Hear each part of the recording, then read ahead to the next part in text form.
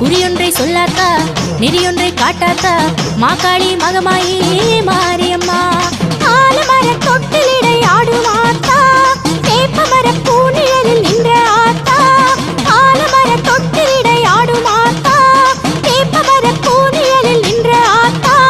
அன்புருவாகிய உன் திரு ஒளியை கண்டு மகிழ்ந்திடவே அன்புருவாகிய உன் திரு ஒளியை கண்டு மகிழ்ந்திடவே